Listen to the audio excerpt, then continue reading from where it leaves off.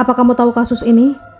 Sering dimarahi ibunya, mahasiswa ini tega menghabisi nyawa ibu kandungnya. Ini dia kisahnya. Kejadian ini terjadi di Kalimantan Timur, bernama M. Fadli Sukamto yang berusia 22 tahun. Ia merupakan mahasiswa di salah satu universitas di Semarang yang kebetulan sudah masuk semester akhir. Lalu kemudian ia memutuskan pulang ke kampungnya yang berada di Kabupaten Kota Waringin Barat, Kalimantan. Pada hari Sabtu 18 November 2023, Fadli ini tiba di rumahnya pada pukul 10.30 siang hari, namun ia ini tidak langsung masuk ke rumah. Ia kemudian duduk merokok di gazebo dan tertidur di belakang rumah. Lalu singkat cerita pada sore hari sekitar pukul 16.30 sore, ia ini terbangun dan masuk ke dalam rumah untuk bertemu dengan sang ibu yang bernama Wati yang berusia 47 tahun. Pada saat itu, Wati ini baru sholat asar di dalam kamar. Ia kemudian duduk di samping kiri ibunya yang saat itu duduk di tepi ranjang sambil memainkan ponselnya. Saat melihat anaknya pulang, bukannya senang, Wati ini justru marah-marah. Bahkan sampai menyebut Fadli ini sebagai anak dajjal.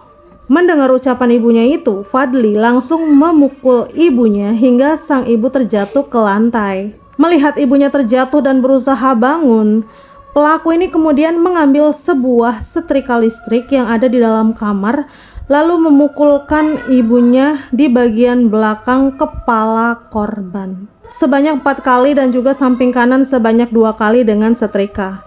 Lalu ia memukul lagi nih bagian leher belakang korban dengan tangan sebanyak 2 kali. Dan korban pun terjatuh di lantai. Tak hanya itu, Fadli juga mengambil pisau lalu melukai leher ibunya sebanyak 3 kali hingga korban pun akhirnya wafat. Pasca kejadian, Fadli ini terlihat lemas di samping jasad ibunya. Fadli bahkan menunggu jasad ibunya sembari merenungi perbuatannya. Hingga keesokan harinya saat keluarga Ibu Wati ini datang, ia menemukan korban ini sudah bersimbah cairan merah di dalam kamarnya. Singkat cerita, Fadli menyerahkan diri ke Polsek Pangkalan Lada. Ia mengaku melakukan hal tersebut dalam kondisi di bawah sadar. Ia kesal karena selalu dimarahi ibunya, bahkan ibunya ini selalu berkata kasar kepadanya. Akibat dari perbuatannya, Fadli dijerat dengan pasal 340 KUHP, subsidiar pasal 338 KUHP atau pasal 44 ayat 3, junto pasal 5 huruf A, Undang-Undang Nomor 23 Tahun 2004 tentang penghapusan kekerasan dalam rumah tangga dan terancam hukuman mati atau penjara seumur hidup atau penjara sementara selama 20 tahun.